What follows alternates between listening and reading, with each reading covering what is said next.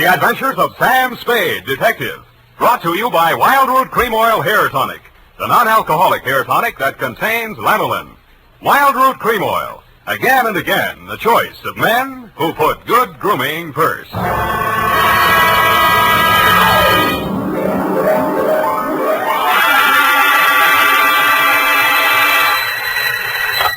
Sam Spade Detective Agency. Sam, sweetheart. Any calls? Only one, Sam. Lieutenant Dundee of Homicide. He wants you to drop around so they can get your formal statement. No hurry, not now. He told me what happened, Sam. I'm sorry. Yeah, so am I. I guess he was one of your oldest friends, wasn't he? You don't make any friends in this business, Evie. You can write that in your book now, and I'll give you the rest of it when I get there. You sound tired, Sam. Wouldn't you rather just, What, baby? well, go home and, just put it off until tomorrow? Yeah, maybe I'll get it off my chest tonight. Stay there, Effie. I'll come on down and dictate my report on the Dick Foley caper.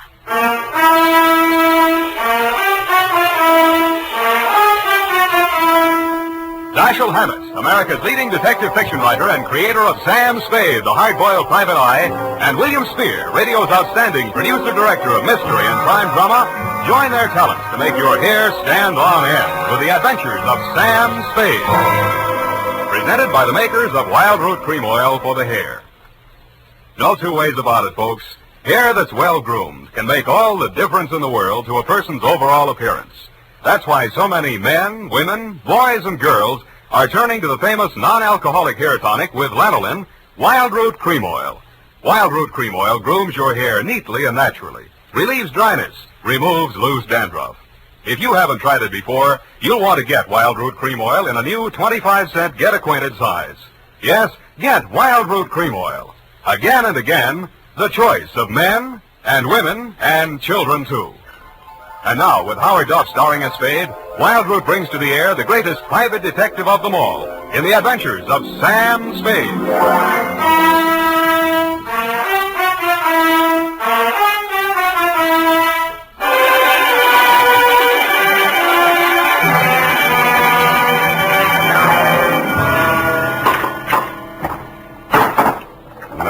Oh, here, Sam, let me.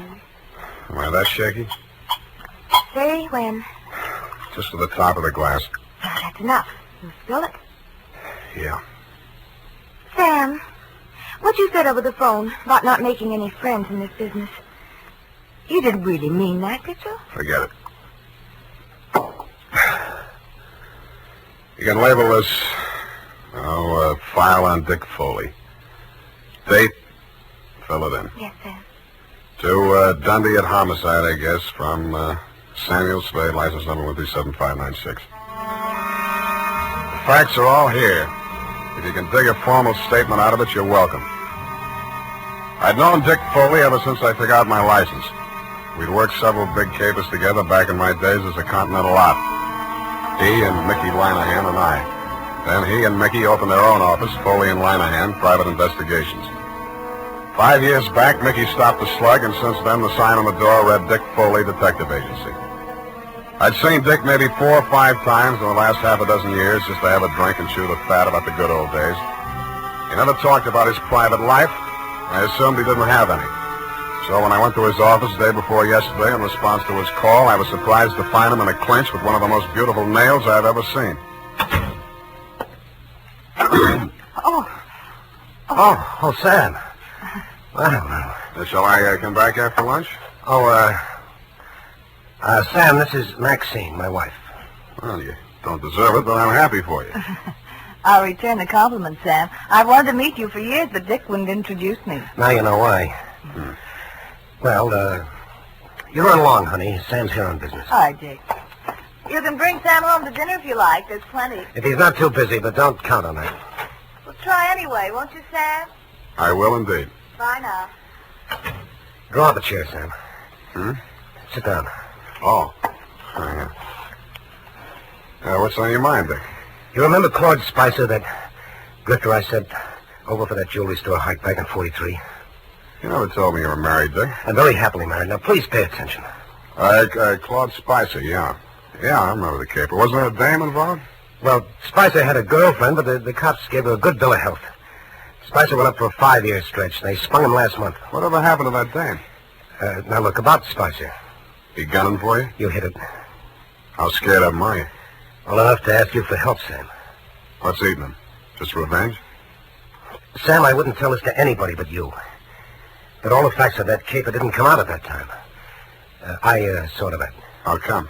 Well, I couldn't have stayed in business in San Francisco if it had been generally known that my partner was the inside man on a jewelry store heist. Mickey? Yeah, Mickey Linehan.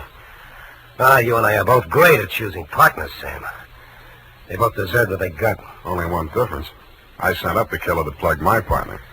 Some people thought the way you gave evidence at Spicer's murder trial wasn't so hot. Well, he was alibied, Sam.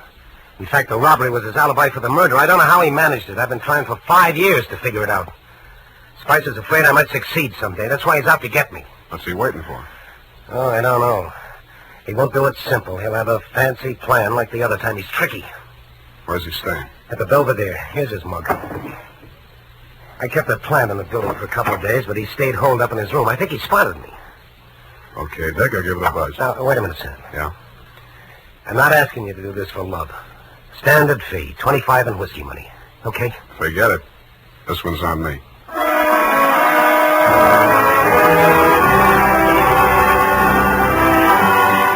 In the elevator on my way out, I studied a picture of Claude Spicer on the old police circular Dick had given me. But a picture in the back of my mind kept getting in the way. It was Dick Foley's wife, Maxine. When I hit the street, I still saw her face before me, and it was no picture, only pretty as. Sam, I waited for you. I've got to talk to you. My pleasure. Shall we confer in an adjacent cafe? Whatever you say. Only I don't want Dick to know. Then you shouldn't have married a detective. Please, Sam. How's this? Black watch. Yeah. Looks dark enough. Oh, that booth in the corner, it's secluded. Why not? Slide in. Oh, no, over here, stupid, not facing the street. Oh, sorry. I'm not much good at this sort of thing. Sam, I'm not asking you to tell me what it is, but if he's in really bad trouble, I think I have a right to know. What makes you think he's in trouble? Well, I'm not blind. You can't live with a man and not sense it when something goes wrong. I never thought Dick was the type to show it. Oh, he's tried to hide it from me, and I haven't said anything. I thought if he wanted me to know, he'd tell me. It was a wise thought. Hold on to it. Well, I meant to. But then a terrible possibility crossed my mind. Sam, it isn't me, is it? In what way? Well, you know what I mean. He's been away from home nights so much lately, and he questions me so closely about where I go and who I see and so on, and Well, I may as well ask you right out. Did he hire you to check up on me? Then that is it. No. You're not lying to me, Sam. Why should I? Dick says you're almost his oldest friend. He's talked so much about you. And he must have told you I don't do that type of work. Why do you keep looking at me? Sorry, trying to place you, Maxine. I keep thinking I've seen you someplace before. Oh, it must have been my picture. I was an actress. Yeah. Picture. Yeah, maybe that was it. Why do you say it like that? Like what? As if you were angry with me. Because I just got the caption on the picture. Well, Sam, wait. Come back. Yes, I had. And the caption was from a newspaper circa 1943. And it read, "Actress Lovely cleared in Lanahan slaying." I flashed my tin star at the room clerk at the Belvedere, learned that Claude Spicer was in, and stuck around to make sure the clerk didn't buzz the room to tip him off. Around 4 p.m., Spicer went out, very dressed up, umbrella, gloves and all. He walked down Geary to Grant and turned north. A cold San Francisco drizzle started blowing up from the bay. I wished I'd brought my overcoat. A half a block up from California, he entered Grayson's jewelry store. I peeked through the Rain Street show window after him. Inside, pawing eagerly through a tray full of diamond clips while a long-suffering clerk eyed her hopelessly from his side of the counter, was the actress Lovely. Maxine shot Spicer a quick glance of recognition as he entered, but they didn't speak. He took up a pose of gentlemanly patience, shrugged his eyebrows sympathetically at the clerk, and leaned elegantly on his umbrella while Maxine found fault with every piece of jewelry that was shoved in front of her. The bored expression left his face only once. That was when the clerk opened the vault and brought out some unset stones. Their act may have been fooling the clerk, but it was as plain as the nose on Spicer's face, a very plain nose it was, that they were sizing up the joint for a pushover. Maxine left first. He stayed long enough to buy a cigarette lighter and then followed her out. As I took out after him, I stopped to read the sticker on the inside of the glass door. It said, "These premises protected by Dick Foley Detective Agency."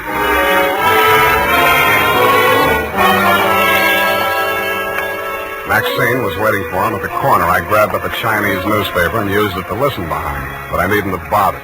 They didn't seem to care. Well, are you happy? Ought to be about $1 million. Why are you so disagreeable? You ought to be feeling good. Feeling good. 5-year stretch, I come out to find my girl married to the joker that sent me up. You didn't think it was such a bad idea at the time. Well, I do now. Well, after tonight, we'll go east, you and me together, baby. He'll catch up with us wherever we go. Oh, you should live so long. How do you mean that? Just like it sounds, baby. Bye. Oh, don't leave. I'm going to get some sleep. I'll need a clear head. Claude, I don't want to be alone. Oh, not even tonight? I don't want to be alone. See you later, honey. Bye-bye. He went straight back to the Belvedere, no stops. Picked up his key at the desk, no messages, took the elevator to the 8th floor. Let himself into room 809, hung out the Do Not Disturb sign, closed and locked the door behind him. I kept a plan on it till around midnight. Then I lifted the Do Not Disturb card from the doorknob and wedged it into the crack of the door. It was a crafty move, and I had just finished doing it craftily when the door opened again in my face. Huh? Boy, what are you doing here? Nothing, sir. I'm making a survey. What? I'm from the Trotter Pole. It's like the Gallup Poll, but we're not in so much of a hurry. Yeah? Just kindly answer this question. As a Democrat, do you believe... Do we, huh? I picked up the Do Not Disturb card and wedged it back into the crack of his door. As any house dick knows, except, of course, Tiny Stover, the night paper at the Belvedere, if anybody opens a door like that, the card will fall out, and somebody will always hang it on the knob. Another thing Tiny doesn't know is never to draw to an inside straight. We played 9 different kinds of poker until 5 a.m. when I thought I'd go up and have another look. All was quiet on the 8th floor. From the elevator bank, I could see room 809. The morning paper was shoved under his door, and my Do Not Disturb sign was apparently where I had planted it. I tiptoed up to make sure. Huh? Boy, what do you want? Me? The paper boy, sir. Your morning paper. You get around.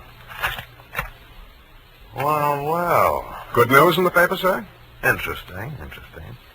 Jewelry store heist up on Grant Avenue. Oh, yes, sir. Our paper only comes... What? I grabbed the paper from under 805. It was the headline I could have expected if Spicer had left his room without my knowing it. Grayson's Jewelry Store, the shop he and Maxine had cased that afternoon, had been taken for an estimated $1 million in uncut gems. But Spicer's door hadn't been opened, and there was no other exit. I sat down and thought. And what I thought of was that sticker on the front door of Grayson's said, "These premises protected by Dick Foley Detective Agency."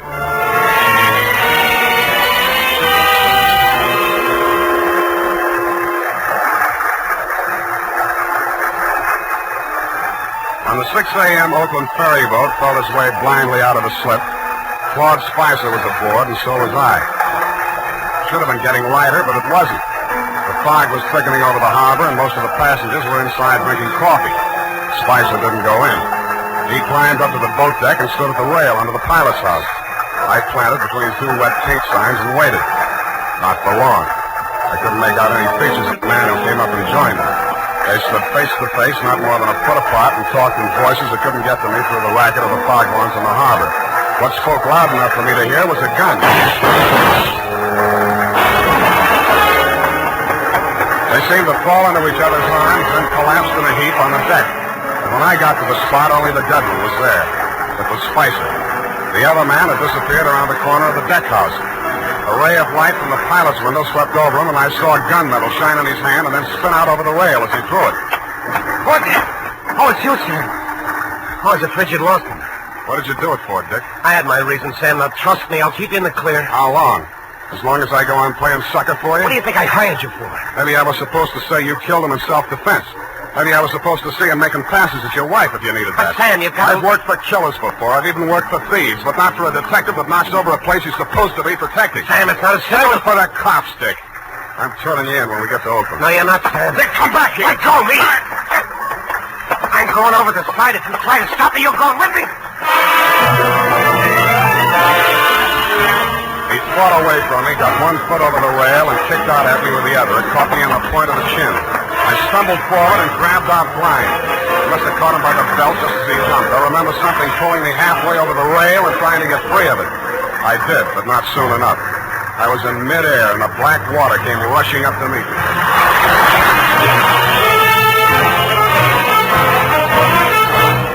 The makers of Wild Root Cream Oil are presenting the weekly Sunday adventure of Dashiell Hammett's famous private detective, Sam Spade.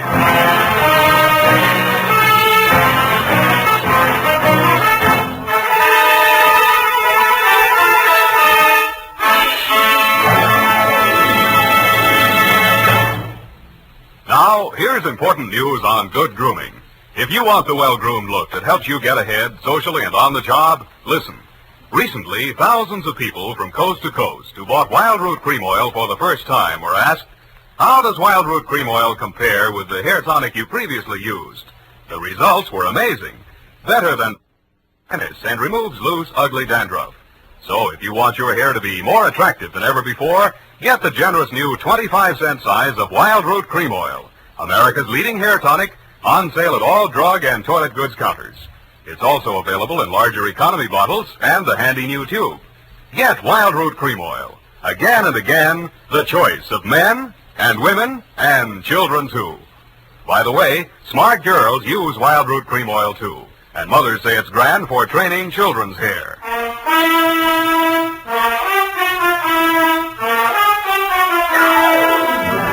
And now, back to the Dick Foley caper. Tonight's adventure with Sam Spade.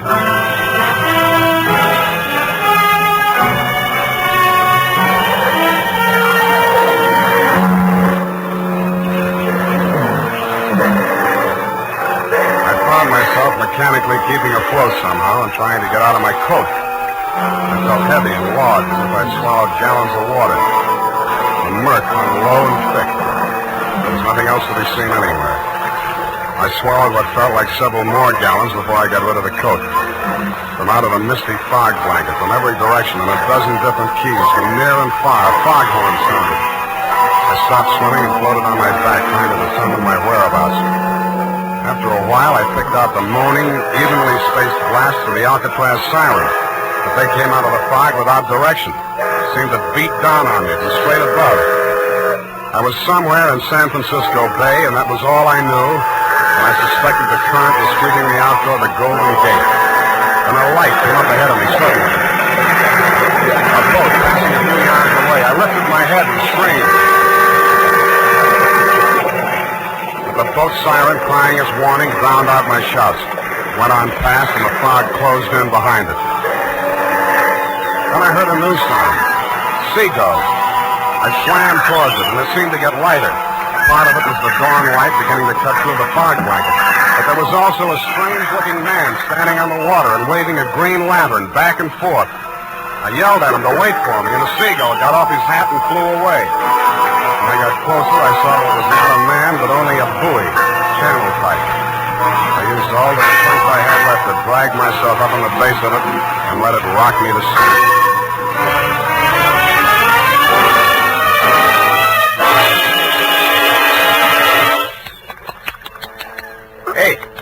Hey, mate. Pour some more of the brandy into a glass. Yeah. Here. Get some of this down.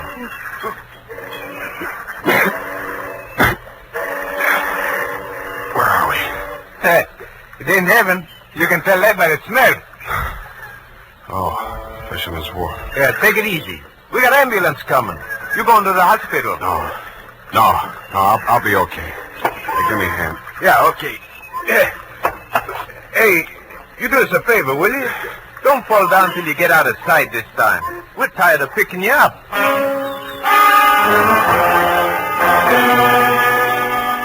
I thanked the two kindly old fisher folk for their interest in my welfare, trotted up the pier, fell into a taxi, and went home. While I soaked out some of my aches and pains and chills, I did some stewing about the caper so far and stewed up enough anger to carry me through to the finish. I checked the Coast Guard for news of Dick Foley. They told me his body hadn't been recovered yet. I got dressed and went over to his office. The cops hadn't been there. I went through the file cabinet. And what I found under Foley Private had me so interested that I didn't hear Maxine come in until she closed the door. What are you looking for? You, baby. I'm for you. Sam. Come here. Oh, Sam. Nice. Oh, you dirty... Now, don't be mad, Maxine. A gun makes a woman bulge in the wrong place. It's not my gun. We'll see. Sam, Shut up. Now, starting with the rap Spicer went up for, the same pattern. The way you worked this one tells me how you worked it the first time. You get something on a private detective. The first time, 5 years ago, was Dick's partner, Mickey Lanahan. I don't know what Spicer had on him, but I do know he forced Dick to knock over Grayson's jewelry store last night. I won't listen to you. Okay, I'll talk to myself. I'm not saying you killed Mickey Lanahan, but Dick did frame an alibi for you, didn't he? Didn't he? Oh, you're hurting me. Good. Try spending a night swimming around in circles in the middle of the harbor sometime. See how you like that. All right, it's true. Dick did help me out of that old jam. I'm not ashamed of it. I'm proud our love was that important to him. No, Spicer. That same old double-cross, only this time I'm standing where Dick did 5 years ago. Dick was set up as a patsy the same way Mickey Lanahan was, but he got smart and pulled the trigger first. Stop it! Stop it! Where did that hurt? You fool! I love Dick. Yeah. I loved him. That's something you can't understand, but it happens that way, no matter what people are. You sound as if you really mean that. But you're a little late, aren't you? He's not dead, I'm sure he isn't. If he's not, he's really in trouble. What do you mean by that? I found something here in the files that Dick left, just in case Spicer got to him first. What is it? A confession to Mickey Lanahan's murder. That's impossible. Were you there? What are you going to do with it? Turn it over to the police. But if he's still alive... It still counts, unless he shows and revokes it, but I don't think he will. Why? Because I won't back up a self-defense plea on the Spicer shooting. But you were Dick's friend. You were his friend. I wouldn't ask him to do it for me. Then what can I do for him? I'll do anything at all. Well, if he stays away, he's as good as dead. If he comes back, you'll get a jury trial. And if there are more men than women in the panel, he'd probably be acquitted on your testimony alone. Do you really think he might have a chance? For the jury, there's always a chance. Well, where is he? How can I get word to him? Well, if he's not fish food by now, there's one sure way of smoking him out. Something I can do. Nobody else. Please, tell me anything. Sign a confession of your own. Confession? Not Mickey Lanahan's murder or anything they might nail you for. Swear that you shot Spicer. What? Now, you can always renege. Make both of you look good, sacrificing for each other. How about it? All right. Tell me what to write. I did. She signed it. I had Effie dispatch it to all the papers and news services, and then I brought it down to the hall. Naturally, you didn't believe a word of her confession, Dundee, but when I took you aside and explained my stratagem, you endorsed it heartily and had her booked. She pressed my hand and thanked me. The look of resignation on her face was so real it was hard to believe she was faking. When she turned her back to follow the matron down the corridor, I saw why. On the back of her coat, there was a smear of white paint. I remembered the wet paint signs on the Oakland ferry boat. Dick Foley gave himself up an hour after her confession hit the street. Screamed and yelled at everybody in homicide, trying to convince them that Maxine was innocent and he should take the full rap. But I'm afraid I queered that when we confronted him with the autopsy surgeon's report. He tried to bluff even then when he read it. Pellet A ended right side between third and fourth ribs, penetrated left lung. Pellet B, pleural membrane, side wound punctured. Well, so what, Sam? All three on the right side, angling up, you see? No! I don't know why. You even saw me on that boat. You saw me throw the gun over Oh, it. cut it out, Dick. What I saw was in the dark. But you two men were facing each other directly. If I were going to drop a man fast at close range, face to face like that, I would not put the gun in my left hand, twist it around, straining my wrist in the process, and pull the trigger with my thumb. Unless I were left-handed, double-jointed, and a trickier shot than you are. I'd blast him straight through the middle. All right. All right, yes, it was Maxine. Yeah. Well, that's good. Maybe you can get cured now. Why don't you open up some more? Let me put it down like it was business. All right, sir. Number one, Maxine killed your partner, Mickey Lanahan, 5 years ago. Probable motive to eliminate him and send Spicer up for it. Yeah, she didn't figure on Spicer being smart enough to confess to the robbery, and that alibied him for the murder. Two, You perjured yourself to clear Maxine of the murder. Motive? To prevent the truth about your partner from coming out, and Maxine. It was motive enough for anything. Cut it out, will you? Sorry. 3. Spicer forced you to team up with him in the jewelry heist. How? Well, he threatened to make a full confession as accessory to Mickey's killing. I would have put the whole works on Maxine and leave him in the clear. Yeah. Can't be tried twice for the same crime. 4. You decided to rub out Spicer whether you could beat the rap or not and clear the books once and for all. So you pretended to play along with him, told Maxine to do the same, and called me in as umpire. Yeah. Sam, I'm sorry. Why couldn't you lay off Maxine? Why did you have to... Oh, I thought you were my friend.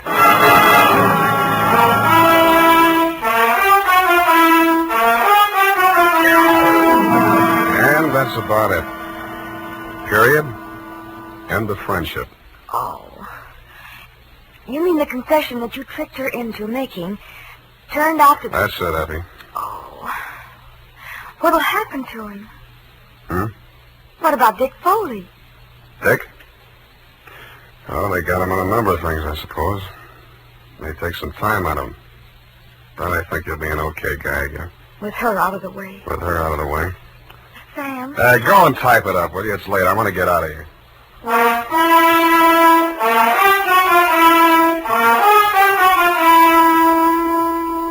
And now, listen to this.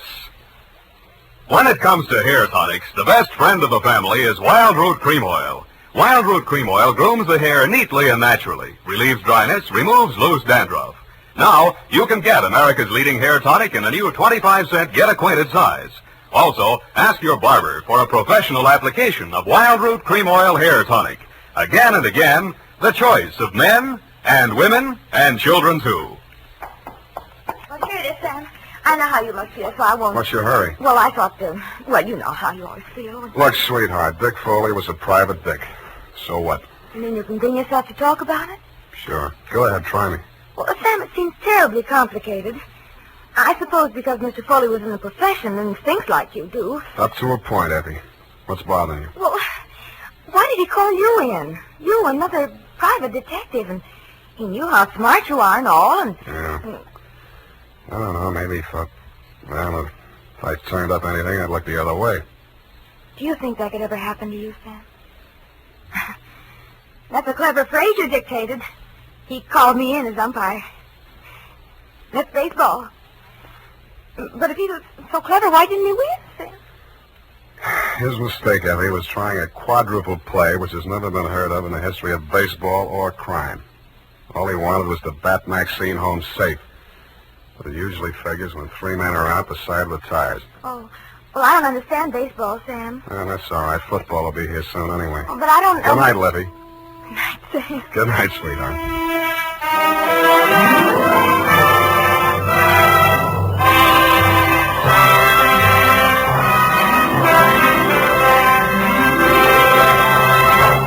The Adventures of Sam Spade, Dashiell Hammett's famous private detective, are produced and directed by William Spear.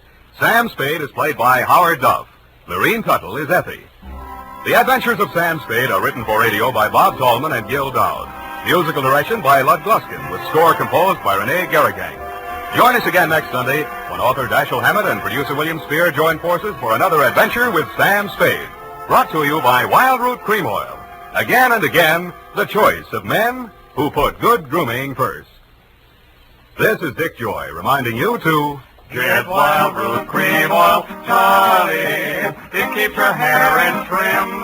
You say it's not alcoholic, Charlie. It's made with soothing lanolin. You better get Wild Root Cream Oil, Charlie. Start using it today. You'll find that you will have a tough time, Charlie. Keeping all the gals away. Hiya, Baldy. Get Wild Root right away. This is CBS, the Columbia Broadcasting System.